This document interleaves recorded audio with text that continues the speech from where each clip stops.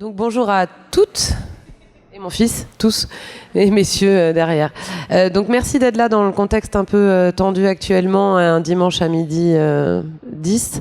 Donc l'idée étant effectivement de vous présenter et surtout d'échanger sur un projet qu'on a mené depuis 2 ans, qui vise à former les élèves scolarisés en élémentaire dans les écoles publiques au numérique. Donc comment est-ce qu'on fait notre objectif étant effectivement de réduire dès le plus jeune âge les préjugés sur les métiers du numérique et sur qu'est-ce qu'est le numérique. Isabelle Collet, qui est une chercheuse assez connue sur ces sujets de sciences informatiques et de genre, est une des personnes qui nous a soutenus dès le départ sur ce projet associatif et m'avait bien dit quand on a commencé à monter l'association, tout ce qu'on ne connaît pas et tout ce à quoi on n'a pas accès, on ne peut pas deviner que ça existe. Et l'objectif de ce projet étant effectivement de faire montrer aux élèves du CP au CM2 ce qu'est le numérique, comment ça marche, comment on code une application, comment fonctionne un site internet, et surtout de leur apprendre des notions de bugs, des notions d'algorithmes, des notions de boucles, et tout un tas de notions que je ne maîtrise absolument pas moi-même, n'étant pas développeuse informatique, néanmoins qui permettent de comprendre ce qu'il y a derrière et comment ça marche. Pourquoi est-ce qu'à plusieurs, et je reviendrai sur l'équipe, qui on est, comment on fonctionne et comment on travaille, pourquoi est-ce que plusieurs personnes se sont mobilisées autour de ce projet-là? Alors d'une part, on le voit aujourd'hui, bon, on n'est pas hyper nombreux non plus, mais on voit quand même que c'est un sujet de fond qui est de plus en plus d'actualité.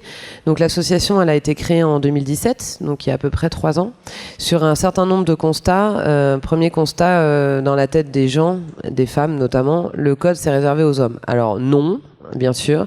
Néanmoins, quand on est 1 sur 20, 1 sur 30, 1 sur 50, 1 sur 100 dans une promotion ou au quotidien au travail, quelque part, le quotidien fait pas pour rassurer et pour montrer qu'effectivement c'est ouvert à tout le monde. Donc un vrai sujet quelque part de destruction d'une image existante aujourd'hui sur le fait que l'informatique est réservée aux hommes.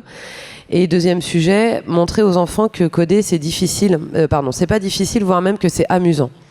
Parce qu'en fait aujourd'hui l'informatique est quand même encore vue dans les têtes des personnes, mon petit bébé, dans les têtes des personnes que c'est quelque chose qui est rébarbatif, qui est compliqué, qui est long, qui est pas rigolo, et c'est encore beaucoup véhiculé par un certain nombre de séries, par un certain nombre de films, voire même dans les articles qu'on peut lire.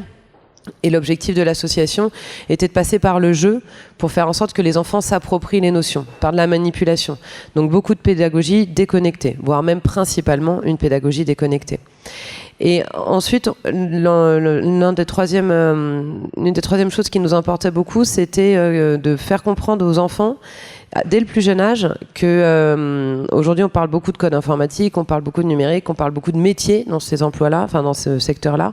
On sait qu'il y a à peu près 800 000 offres d'emploi qui vont être ouvertes dans les quelques années à venir autour du numérique, et beaucoup de jobs dont on ne connaît pas encore le contenu, qui sont des emplois qui n'existaient pas il y a 10 ans, qui n'existaient pas il y a 5 ans, qui n'existent toujours pas aujourd'hui. Et demain, il y a beaucoup de choses qui vont changer. Et l'idée étant de donner les bases dès l'élémentaire aux élèves pour s'assurer qu'ils aient les rudiments de connaissances nécessaires pour pouvoir évoluer dans le numérique à partir de demain. Et d'ores et déjà aujourd'hui, les enfants manipulent les smartphones, manipulent les tablettes, manipulent les ordinateurs. Qu'ils en aient un ou non, et ça c'est absolument pas un sujet qui nous concerne, mais en tout cas ils nous voient faire en tant qu'adultes. Malgré tout, faut pas non plus se raconter d'histoire, on leur passe les smartphones aussi pour qu'ils jouent, aussi pour qu'ils fassent des choses, parce que ça fait partie du monde qui les entoure. Ce qu'on veut éviter, c'est que les enfants n'aient pas connaissance du monde qui les entoure et qui vivent déconnectés de la réalité qui est la nôtre aujourd'hui. Aujourd'hui, on peut débattre longtemps de est-ce qu'il faut ou non mettre les enfants devant un écran. Néanmoins, la vraie réalité, de toute façon, c'est que ça existe. C'est qu'ils sont là, c'est que nous, adultes, on est devant, de toute façon. Donc l'image qu'on leur envoie, c'est ça aussi. Et on voulait que dès le plus jeune âge, ils aient une connaissance de comment ça marche et de comment ça fonctionne. Donc de manière à s'assurer qu'ils comprennent dès aujourd'hui pour les enjeux de demain. Et pas qu'ils soient déconnectés dès aujourd'hui et sortir les enfants de la notion d'écran sans comprendre. Donc d'en faire des citoyens et des acteurs du smartphone, des jeux, des applications et de l'écran, plutôt que d'en faire des consommateurs qui vont récupérer de l'information sans savoir comment ça se passe derrière, et ce dès maintenant. Et ça faisait partie des vrais enjeux qui étaient les nôtres. Donc pour ça, on a 2 piliers d'engagement qui sont majeurs dans notre manière de faire. Donc donner aux enfants issus des milieux économiques et sociaux variés. Et on insiste beaucoup là-dessus, c'est-à-dire que le cœur de l'association, c'est de travailler en milieu scolaire, dans les écoles élémentaires, publiques, dans les zones plutôt à consonance défavorisée. Alors j'essaie de le dire la plus politiquement correcte. Donc dans l'acronyme qui va bien, c'est dans les zones REP et REP+, donc réseau d'éducation prioritaire. On travaille donc depuis 2 ans dans le 17e, dans le 18e et dans le 19e, principalement aux portes de Paris, avec un certain nombre d'élèves qui viennent d'un peu partout et qui ont effectivement pas forcément à la maison le capital social et culturel qui va leur permettre de donner les codes voire même ils l'ont absolument pas. Donc l'objectif de l'asso, c'est avec l'accompagnement et le soutien des enseignants, puisqu'on est sur le temps scolaire, on propose 10 heures par an de cours, donc de pédagogie, qui est fait sous avec la présence de l'enseignant, avec l'accord de l'enseignant. Donc pour les élèves, c'est l'école, c'est pas le jeu, c'est pas les ateliers périscolaires et c'est pas un choix. Donc c'est obligatoire et de toute façon c'est au programme. Et on a la chance d'avoir une enseignante parmi nous aujourd'hui qui nous expliquera plus dans le détail l'impact pour ses élèves depuis maintenant 2 ans. Et encore une fois, l'objectif étant de donner à l'ensemble des enfants les possibilités pour demain, pour sortir des stéréotypes et éviter que ce soit encore une fois toujours les mêmes qui puissent accéder à, parce qu'on sait malgré tout qu'il y a une reproduction et c'est assez logique parce que c'est le cas partout. Donc l'idée était vraiment de briser les stéréotypes dès le départ. Donc pourquoi l'élémentaire? Parce qu'il y a un certain nombre de personnes qui nous ont dit qu'ils sont un peu petits. Alors oui, ils sont pas grands, c'est sûr. Le CP, ils ont 6 ans, CM2, ils ont 11 ans. Néanmoins, ils apprennent, ils sont extrêmement curieux et encore une fois, ils sont de toute façon confrontés à la société qui est la nôtre, où les écrans sont présents. Donc on peut faire maison magique et dire ça n'existe pas. On peut aussi dire prenons les choses dès le départ pour leur apporter les bases et briser les stéréotypes, notamment au niveau des petites filles. Parce qu'en élémentaire, il n'y a pas encore vraiment de biais, parce que les hormones et le corps n'ont pas encore totalement démarré leur travail de différenciation. Et on est dans notre association, on est relativement convaincus d'une chose, c'est que si dès le départ, les petites filles à 6, 8, 10 ans se disent « moi je voudrais faire ça plus tard » avec des convictions extrêmement fortes, quelque part, ça sera plus difficile de les en empêcher. Parce que les barrières, elles vont pas se les fixer elles-mêmes, voire au contraire, elles vont s'ouvrir les portes toutes seules. Donc c'est pour ça qu'on a démarré volontairement le projet dès l'élémentaire et dès le CP pour réduire les biais le plus vite possible. Donc qui on est? Parce que je crois que j'ai juste oublié de redonner le nom de l'association. Donc on s'appelle Inclusive Coding. Donc la SOS a été créée en 2017. Donc depuis 2017, on a formé un peu plus de 1000 élèves. Donc on n'est pas mécontent de notre résultat dans 6 écoles. Pour le moment uniquement à Paris. On a clairement l'objectif de se déployer ailleurs, en Île-de-France, en province. Maintenant, la question, c'est le comment. Parce que comme on est sur le temps scolaire, il est hors de question de faire n'importe quoi. Donc on est très focus sur la qualité, sur les contenus, sur le temps disponible. Et quand on s'engage pour donner 10 heures de cours dans une école, on est là. C'est pas parce qu'il pleut, qu'il y a grève et qu'il y a piscine qu'on peut pas venir, parce que c'est l'école et l'école c'est obligatoire et on a pris un engagement. Donc on est 5 membres bénévoles aujourd'hui dans Inclusive Coding et on travaille en partenariat. En fait, on travaille beaucoup en écosystème et on travaille en partenariat avec une association qui s'appelle Les Arts Connectés, dont la fondatrice est également ici, donc également disponible pour partager les contenus et la manière de faire. Donc en fait, on travaille en partenariat dans le sens où les arts connectés, donc Glenda ici présente, réalise les contenus pédagogiques et va dans les classes pour réaliser les cours. Et nous, l'association Inclusive Coding, on met en place les partenariats avec les écoles et on travaille beaucoup sur la levée de fonds. Parce qu'évidemment, tout ça, ça a un coût. Nous, dans l'association Inclusive Coding, on est tous bénévoles, mais Glenda, c'est son métier. Donc forcément, un métier, ça se rémunère. Et on a été très précis et très clair également là-dessus dès le départ. C'est que si c'est du bénévolat dans les classes, on n'est jamais à l'abri de quelqu'un qui ne va pas venir parce que le réveil n'a pas sonné et que on ne pourra pas lui reprocher puisque c'est du bénévolat. Là où nous, dès le départ, on voulait de la qualité, de la présence et de l'engagement, il nous semblait nécessaire aussi de rémunérer cet engagement et aussi de créer des emplois et de montrer également que dans ce milieu-là, autour de la pédagogie du numérique, il y a un gisement d'emplois majeur. Encore faut-il trouver quand, quoi, où, comment, et que ça marche. Donc pour le moment, on est plutôt satisfait dans le sens où en 2 ans, encore une fois, on est passé de 0 à 6 écoles, de 0 à 1000 élèves, donc c'est plutôt pas mal. Et on a des ambitions fortes pour continuer à travailler et à développer. Donc on n'est pas une grosse équipe, on est tous en bénévolat et on le fait tous sur notre temps personnel. Après, ce qui est intéressant, c'est que ça nous apporte beaucoup de choses également à nous en tant que personnes, dans nos métiers et dans notre façon de vivre et d'envisager les choses. Parce qu'on fait des choses qu'on ne fait pas dans notre job et on sent qu'on a un impact. Et c'était également extrêmement important pour nous en tant que bénévoles de donner du sens et de sentir qu'on avait un impact direct auprès des élèves. Parce que quand un enfant apprend quelque chose et nous le dit avec ses mots, il n'y a pas grand-chose de plus magique quelque part de se dire bon bah voilà, ça sert en fait. Et ça sert dès aujourd'hui. Donc comme je vous le disais, on a plusieurs missions, objectifs, activités. Donc on s'est fixé nous-mêmes 3 ambitions. Donc démocratiser le numérique, stimuler le développement des enfants et lutter contre les inégalités. Donc ce qu'on essaye de faire de manière très pragmatique et très concrète, tout en étant de garder un vrai vecteur de concentration sur la qualité. Encore une fois, c'est l'école. Donc on fait extrêmement attention à tout ce qu'on fait. Et avec 3 objectifs, donc ce que je vous disais, former les citoyens de demain, former les citoyens d'aujourd'hui pour le monde de demain, s'assurer que les élèves du 21e siècle et les enfants du 21e siècle aient les compétences qui seront nécessaires pour les années à venir et initier tous les enfants aux technologies du digital et en particulier les filles dans les milieux défavorisés. Et c'est pour ça qu'on était présent à l'école. Parce que l'école, tout le monde y va. Moi, je suis quelqu'un de convaincu que l'école joue encore le rôle d'ascenseur social et que si l'école ne le fait pas, qui va le faire ? D'où notre volonté dès le départ d'être vraiment concentré sur ces écoles plutôt mixité sociale forte et dans le public. Donc bon, ça, je pense que vous l'aurez compris, on est vraiment focusé sur réduire les biais dès le plus jeune âge et les préjugés sur le numérique, avec une volonté forte de s'étendre au niveau national. Donc en fait, comme on fonctionne par capillarité et on fait très attention à la qualité, on est aujourd'hui en train d'identifier comment recruter des personnes pour passer à l'échelle.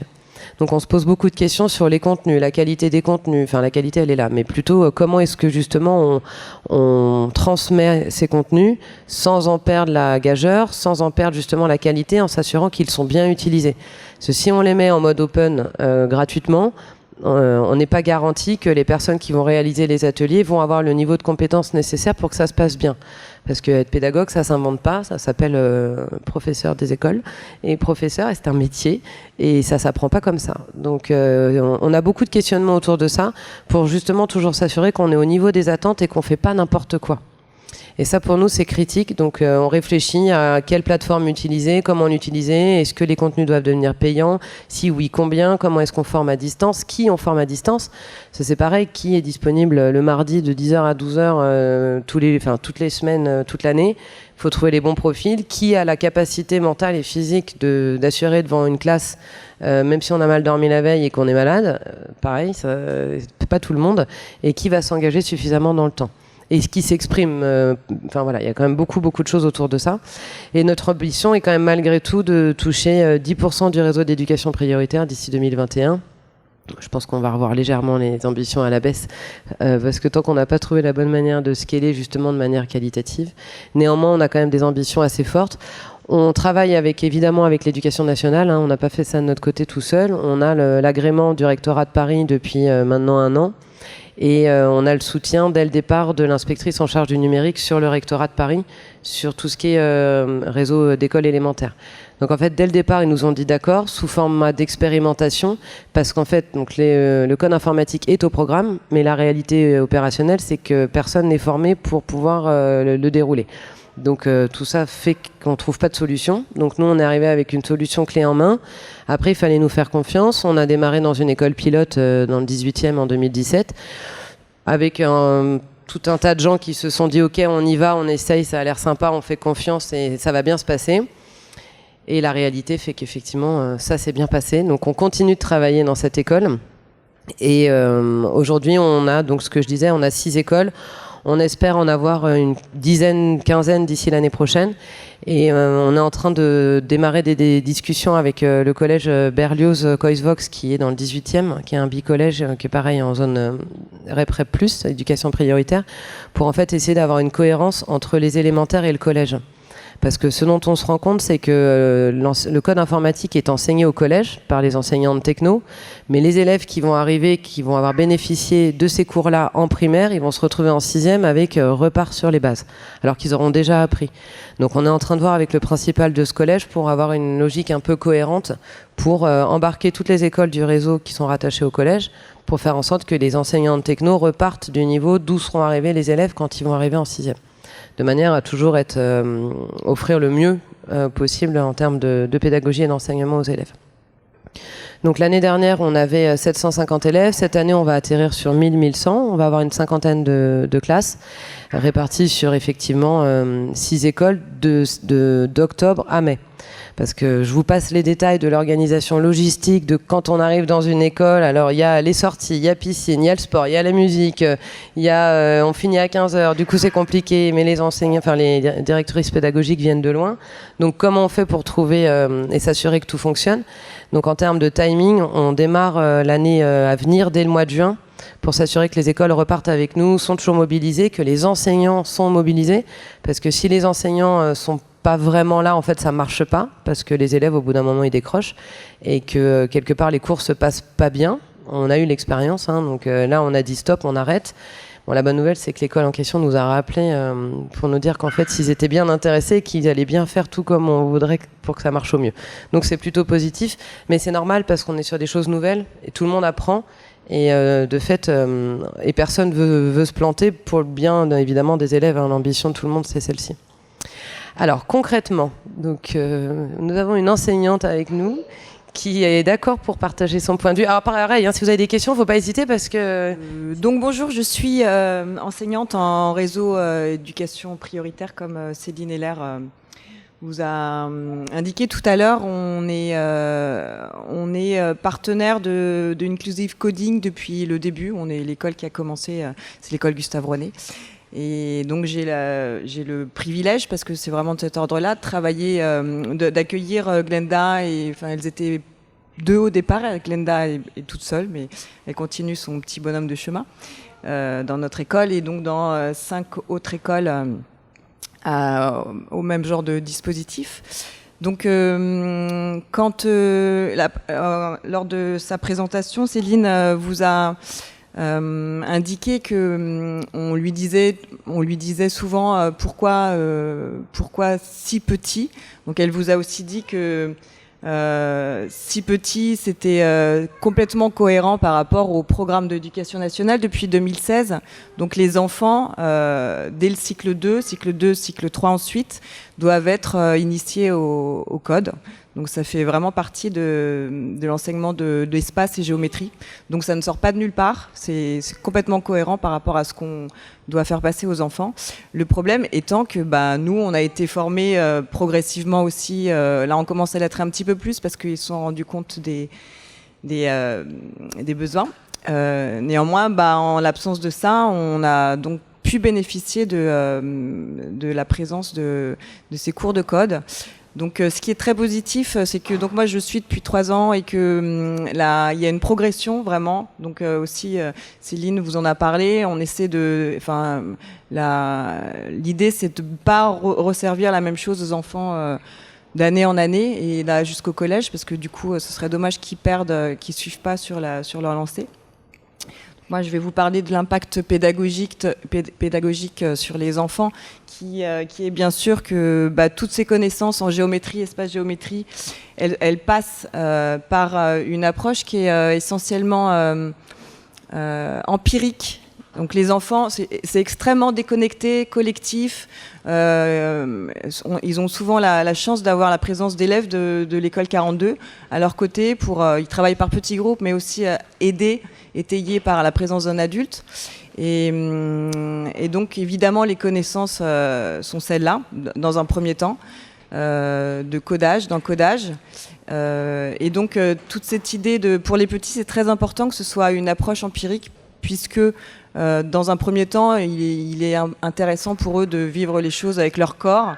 Donc il y a eu des séances extraordinaires sous le préau de l'école avec des quadrillages où les enfants se déplaçaient d'abord avec leur corps avant d'aller coder sur les iPads plusieurs séances après. Donc c'est d'abord une approche avec les sens.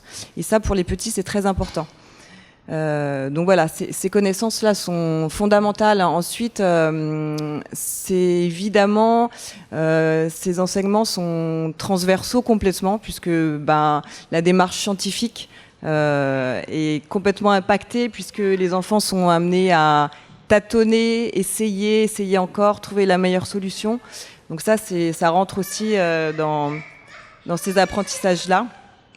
Voilà pour les sciences. Ensuite, il y a des choses très importantes au niveau du vocabulaire, tout ce qui est nouveaux champs lexicaux. Ils apprennent beaucoup à ce moment-là sur tout un domaine qu'ils ignoraient avant. Donc ça, c'est très riche pour eux. Et dernier point très très riche pour les enfants, c'est le fait de tout ce qui est les savoir-être et savoir se comporter en fait collectivement. Et à ce moment-là, les enjeux sont très forts puisqu'ils doivent argumenter sur des petits problèmes et donner leur avis et pouvoir collectivement trouver une solution qui convient à tout le monde et qui doivent, encore une fois, défendre. Donc ça, c'est des savoir-être très importants en jeu à ce moment-là, en plus de toutes les choses fondamentales qu'ils apprennent. Voilà. Par ailleurs, toutes leurs connaissances, là, on évolue dans un monde où les petits commencent avec les bibots, c'est les petits robots, ils sont très contents, ça ressemble à des jeux, mais c'est très ludique tout le temps, je l'ai pas dit, mais le mot important, c'est ludique. Aussi, puisqu'ils apprennent en jouant. Les petits, c'est très important. Plus ils montent dans les classes, et moins ça devient ludique. Néanmoins, par exemple, sur le périscolaire, donc tout ce qui est en dehors du temps scolaire à l'école, leurs connaissances bibot sont réexploitées là sur les robots Timio, de façon toujours un peu ludique. Donc c'est des choses des connaissances qui vont exploiter au fur et à mesure de leur avancée dans l'école, à la fois dans le scolaire, dans le périscolaire et évidemment dans le monde du travail plus tard. Voilà. Donc merci à Inclusive Coding, bien sûr, et à Glenda, et à sa bonne humeur quotidienne. Oui. Alors c'est du matériel les écoles se sont équipées au fur et à mesure des années là en matériel et on continue et on va continuer. Le matériel, c'est les circonscriptions, c'est l'éducation nationale, c'est différents fonds. Après, bien sûr que c'est pas nous qui payons. Céline Heller va vous expliquer un petit peu mieux comment ça se passe, je pense, sur le montage. Voilà, sur le montage. En fait, le matériel est financé par les écoles, par la mairie, la région en fonction. Donc, en élémentaire à Paris, on a la chance d'être bien doté, notamment dans les réseaux d'éducation prioritaire, puisqu'il y a des valises avec des tablettes Wi-Fi connectées, etc., qui marchent bien. Maintenant, je l'ai dit tout à l'heure, mais en fait, nous, le gros pari à la base pour que ça fonctionne dans les écoles, c'était de s'assurer que les personnes qui réaliseront les ateliers soient des gens engagés, sérieux, solides et présents tout le temps. Et donc pour ça, il fallait s'assurer que ce soit des gens qui étaient reconnus pour ce qu'ils font. Donc nous, Inclusive Coding, on est une association qui propose les ateliers, qui mettons en place les ateliers et qui font de la levée de fonds. Et un travail institutionnel et également opérationnel pour mettre en place ces ateliers, mais c'est pas notre association qui les réalise. On est en partenariat avec les Arts Connectés, représentés ici par Glenda, qui sourit avec sa jolie chemise blanche, qui est la personne qui, elle, a réalisé l'ensemble des contenus pédagogiques. Donc en fait, on bosse en partenariat extrêmement étroit, c'est-à-dire qu'Inclusive Coding lève des fonds principalement auprès d'acteurs privés aujourd'hui, de manière à pouvoir rémunérer le travail de Glenda et des personnes qui interviennent dans les classes, pour un, s'assurer que la qualité est toujours au rendez-vous, et deux, qu'ils soient là. Parce que si on est en bénévolat, on n'est jamais à l'abri qu'il y a piscine, il y a fatigue, tant pis, sauf qu'en fait, il y a une classe, il y a des élèves, il y a un engagement. Et ça, c'est exactement ce qu'on voulait éviter. Donc au jour d'aujourd'hui, on forme à peu près 1000 élèves, 1002, dans 6 écoles parisiennes. Et on a créé 3 jobs, alors peut-être pas à temps plein, mais il y a 3 personnes qui aujourd'hui sont rémunérées par les activités de l'association. Et pourquoi on fonctionne en 2 associations? On s'est posé la question de tout fusionner, mais comme nous c'est du bénévolat et pour les arts connectés c'est un travail, il y avait des sujets de statut juridique qui nous ont semblé beaucoup trop compliqués à surmonter, donc on a préféré garder les 2 structures pour des questions de simplicité. Voilà, donc le matériel est déjà existant dans les écoles. Et c'est vrai que du coup c'est un certain écueil dans les écoles qui n'ont pas le matériel, parce que de fait ça ne nous permet pas de mettre en place les ateliers. Donc ça veut dire qu'il faut... Si on a envie de monter un truc comme ça dans une ville, il faut aller voir la mairie d'abord pour discuter, pour que la mairie donne des fonds aux écoles, etc. Est-ce qu'il faut aller voir les directeurs d'école aussi? Alors, oui, en fait, nous, comment on fonctionne, c'est que la mairie, à Paris, a quasiment doté tout le monde. Mais on a été notamment sollicité par des enseignants de Nanterre qui étaient très intéressés. Et en fait, on a tout de suite arrêté parce qu'ils n'étaient pas dotés en tablette ou en matériel, en ordinateur, peu importe. Mais on ne pouvait pas concrètement réaliser les ateliers. Après, il faut avoir en tête un élément quand même extrêmement important dans la pédagogie, c'est qu'on est principalement en mode déconnecté. Donc on fait quand même très attention à l'exposition des enfants aux écrans, puisqu'on est sur des enfants qui sont petits. Donc on veut surtout pas que ce soit une surexposition et porter la responsabilité de ça. Nous, l'objectif, c'est plutôt qu'ils apprennent. Et aujourd'hui, un enfant apprend quand même beaucoup plus facilement à apprendre en manipulant. Donc Glenda a monté une pédagogie beaucoup déconnectée, qui plus les enfants grandissent, plus il y a de connectés dans la part de la pédagogie. Donc en CP, CE1, c'est 90% des sessions qui sont faites en déconnecté. Après, ça reste des enfants, et quand on leur dit il y a cours de code informatique et qu'à la fin il n'y a pas la tablette, ils comprennent juste pas. Parce qu'en fait, on a vraiment pour ambition non pas de leur donner des ateliers un peu clés en main, mais qu'ils comprennent la notion. Donc il y a beaucoup de répétitions, et c'est vrai que je vais montrer une vidéo après. Petite fille de CE1 qui explique ce qu'est un bug. C'est chouette, l'origine du mot bug. Enfin voilà, on se rend compte que en fait ça marche. Mais effectivement, pour mettre en place, pour répondre à votre question, la mairie s'assurer que les écoles sont dotées. Le directeur ou la directrice de l'école pour avoir un point de contact privilégié entre guillemets pour faire la navette. Après, ceux qui font que ça marche, c'est les responsables pédagogiques et les enseignants. Parce qu'en fait, c'est eux qui sont là au quotidien. Donc, il y a des écoles où on est présent dans toute l'école. Typiquement, dans l'école Gustave Rouanet, dans le 18e, on a toute l'école. Et il y a 2 classes Ulysse, donc d'enfants porteurs de handicap, qui bénéficient aussi des ateliers. Donc, ça a demandé beaucoup de travail à Glenda pour bien adapter la pédagogie, parce que c'est des enfants avec des troubles de l'apprentissage. Donc, on va faire un peu attention à tout ça. Et il y a des écoles qui démarrent. Donc, on a des écoles où il y a 3-4 enseignants qui se sont dit d'accord, par l'intermédiaire du directeur ou de la directrice. Et l'histoire nous a montré que généralement, quand on démarre avec 3 classes, l'année d'après, il y a toute l'école. Parce qu'en fait, les enseignants... Alors, c'est au programme. Donc, il y a quand même une notion d'obligation de délivrer quelque chose. Et 2, comme nous, on arrive avec quelque chose clé en main, ça simplifie les choses. Que les enseignants sont généralement hyper contents parce que les contenus sont bons et les responsables pédagogiques sont bons. Parce qu'on peut avoir des contenus super, mais des gens qui les délivrent, ça marche pas bien si les gens qui les délivrent sont pas au niveau pédagogique. Donc c'est Glenda qui fait très attention justement à transmettre ces contenus pour s'assurer que c'est pas qu'une transmission théorique, mais que la pédagogie est au rendez-vous. Et les enseignants sont dans la classe pour s'assurer que la classe fonctionne, et puis même pour les enseignants pour apprendre, parce qu'en fait vu qu'ils sont là, qu'ils participent, on joue aussi nous un rôle de formation des enseignants par le biais de cette association. Je sais pas si j'ai répondu à la question aussi. N'hésitez pas, c'est pas... Comment je sais jamais les cliqueurs... Ah voilà, c'est ça. Allez.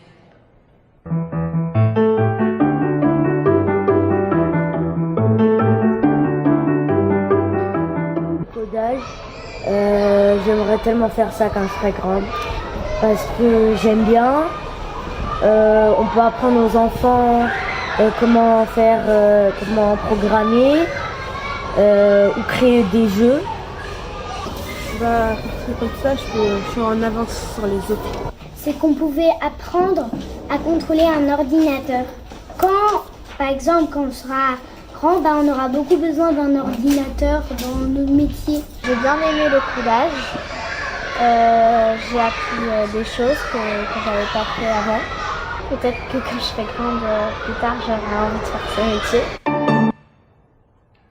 Bon, c'est une vidéo qui est très courte, hein, mais on en a filmé une quinzaine des enfants et c'est assez rigolo parce que donc on a filmé des CE1, CM1, CM2 avec toutes les autorisations parentales qui vont bien pour pouvoir les mettre sur Internet et chacun exprimait avec ses mots des concepts qui sont ignorés encore par la plupart des adultes, tout en se projetant.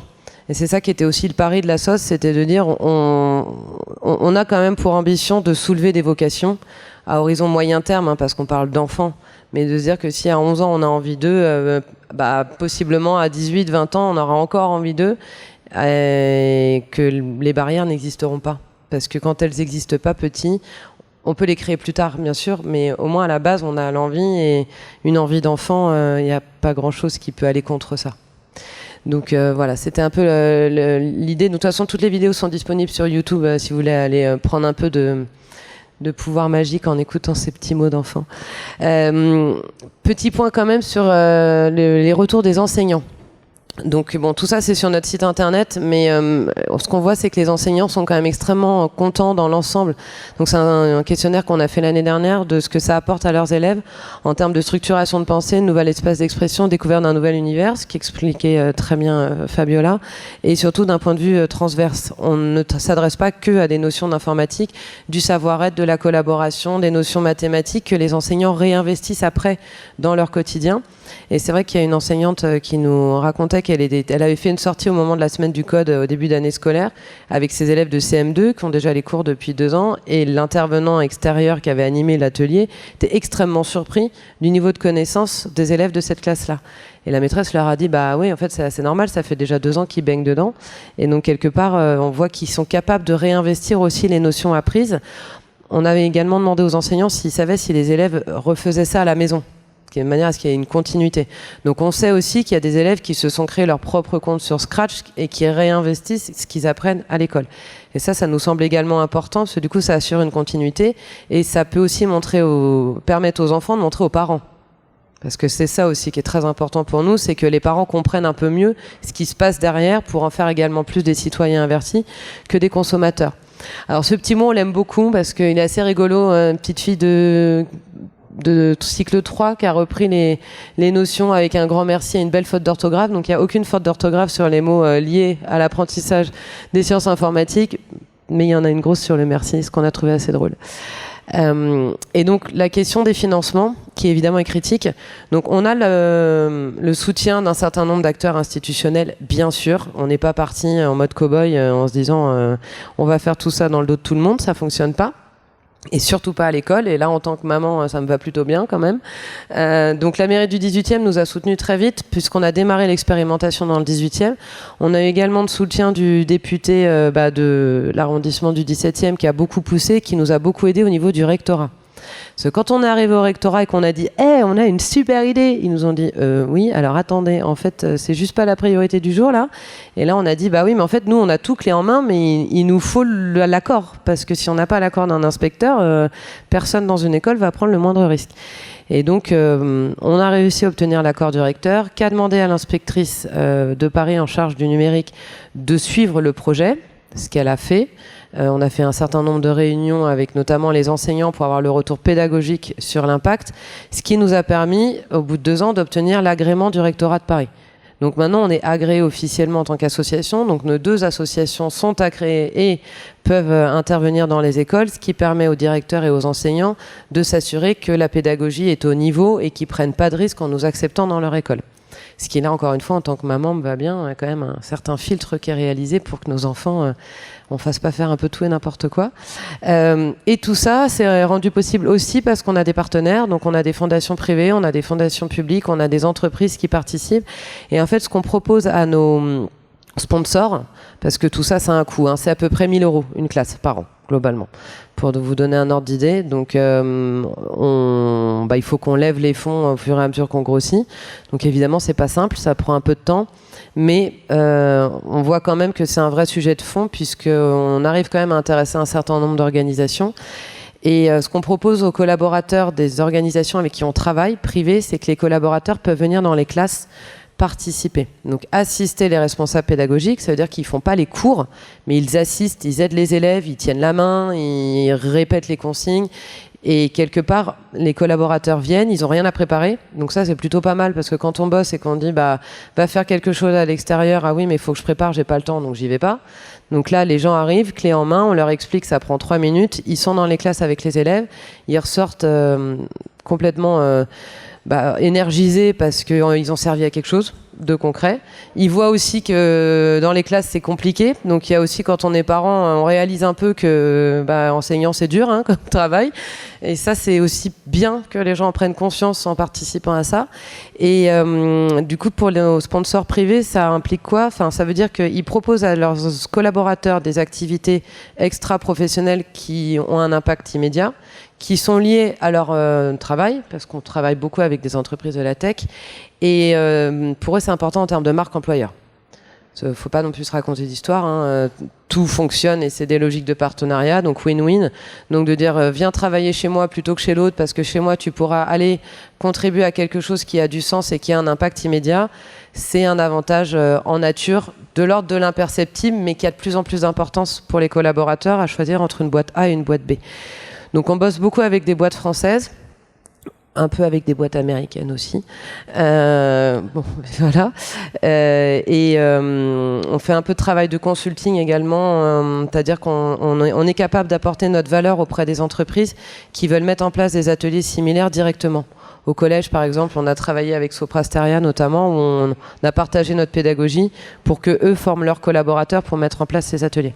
Donc on est aussi capable de faire du conseil si nécessaire, mais notre focus c'est vraiment l'école et les zones d'éducation prioritaire en élémentaire. Voilà, j'en ai fini. Je ne sais pas si vous avez des questions. Alors Glenda est là aussi sur les ateliers, sur les pédagogies, parce que justement, je voulais savoir qui étaient les formateurs qui interviennent. Est-ce que c'est des étudiants? Est-ce que c'est des... comment ça se passe en fait, concrètement, un atelier? Alors moi déjà, j'interviens parce que c'est moi qui crée tous les contenus. Et ensuite, les autres formateurs, les autres intervenants, ce sont... au départ, c'est des élèves en fait, de l'école 42 qui sont venus au départ nous suivre, nous aider dans le développement de ces activités-là. Et ensuite, on les a formés pour qu'à leur tour, ils puissent transmettre ce qu'on faisait nous. Donc voilà. Pour la plupart, ce sont des étudiants de l'école 42. Et je peux... Oui. Et ils viennent en plus de leurs heures de cours ou comment ça se passe? D'accord. Voilà. Et après, ils ont une certification de formateur aussi ou ça fait Ils n'ont pas de certification, mais non, ils n'ont pas de certification particulière, quoi. Donc, mais en tout cas, voilà, ils sont rémunérés pour ça. Ils le font avec énormément de plaisir.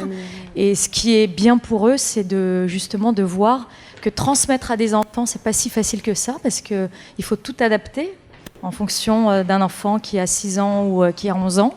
Et pour eux, ça leur paraît tellement inné, parce que ils sont un peu dedans quand c'est vrai, à l'école 42 où on est dans ce domaine-là, ça nous paraît tellement facile, et de se rendre compte que non, il faut tout vulgariser, qu'il faut tout expliquer avec un enfant qui n'y connaît rien, qui est vierge de tout ça. Donc c'est très formateur pour eux, très enrichissant pour eux, et ils prennent vraiment énormément de plaisir à le faire. Ce que Glenda oublie de dire, c'est qu'elle bosse jusqu'à 3h du mat, 3 jours par semaine pour monter les contenus, qu'ils sont adaptés, c'est-à-dire ils sont progressifs. Donc dans une école où les élèves démarrent en CP, évidemment en CE2, ils apprennent pas la même chose que quand on démarre en CE2. Donc tout ça, elle le fait aussi. Elle s'adapte avec la technologie qui évolue tous les jours. Donc aujourd'hui, on parle beaucoup d'intelligence artificielle, ce qui n'était pas le cas il y a 2 ans. Donc il y a beaucoup de choses qui ont été faites et que Glenda a monté autour de ça. Beaucoup de jeux, donc tout ça, ça prend évidemment plein de temps. La préparation nécessaire pour que les jeux fonctionnent et également la formation des intervenants. Et exemple assez concret de vendredi, donc il y a un jeune intervenant de 42 qui a fait les cours avec Glenda pendant 2 ans et qui maintenant est formateur dans le cadre d'Inclusive Coding. Et il y avait un data scientist d'une de nos entreprises partenaires qui était là pour la première fois vendredi. Et ce data scientist a fait un mail dithyrambique vendredi après-midi en disant mais les ateliers sont super, les contenus sont géniaux, le formateur est canon, sachant que le formateur c'était sa première séance seule. Parce que Glenda passe énormément de temps, 1 au contenu et 2 à s'assurer que les formateurs maîtrisent les contenus. Parce que c'est ce qu'on disait, un super contenu dispensé par quelqu'un de nul, on se souvient tous d'avoir eu des profs nuls. En fait, même si les contenus étaient géniaux, on retient rien. et les élèves, ça se capte, un enfant.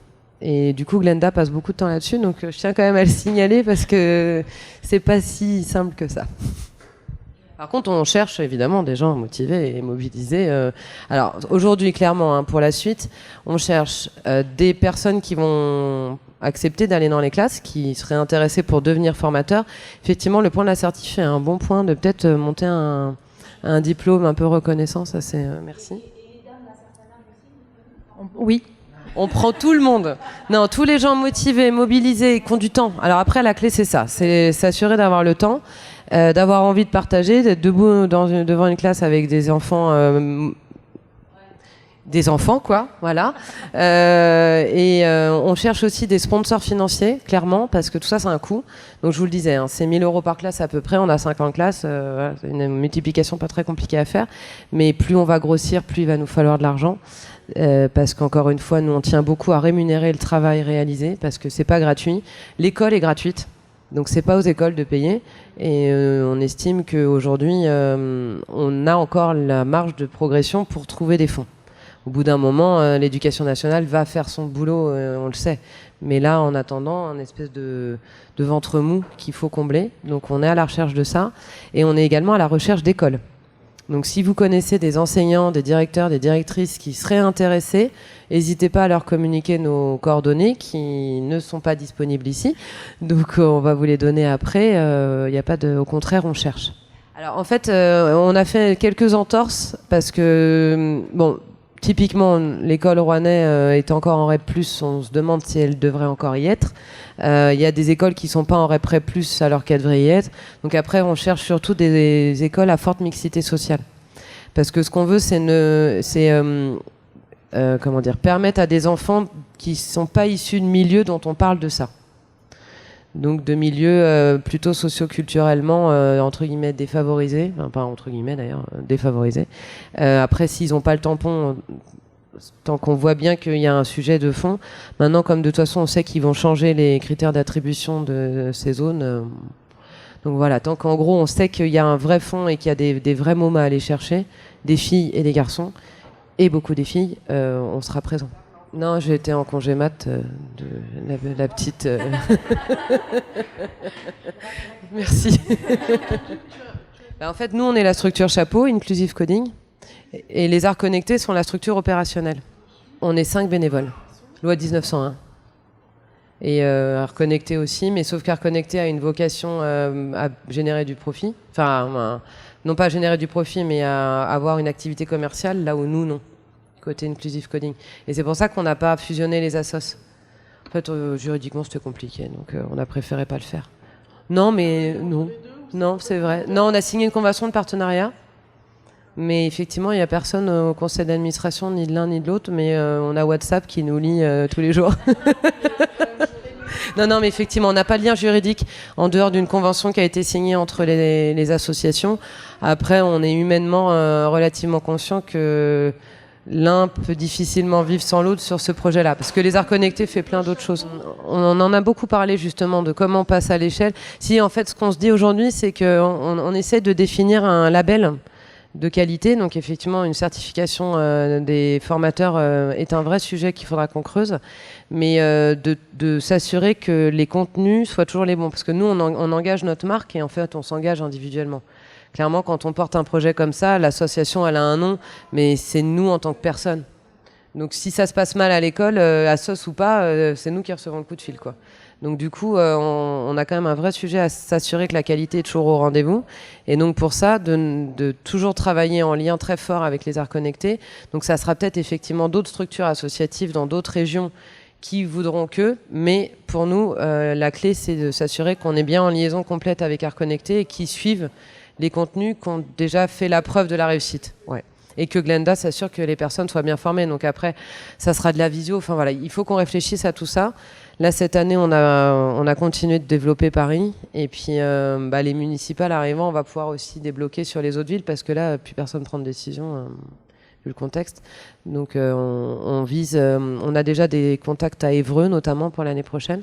Et c'est là où après, il faut qu'on trouve comment et qui va pouvoir réaliser. Et il faut qu'on ait la confiance humaine. Parce que c'est des gamins à la fin des fins, quoi. Donc, Oui, c'est ça, c'est exactement ça.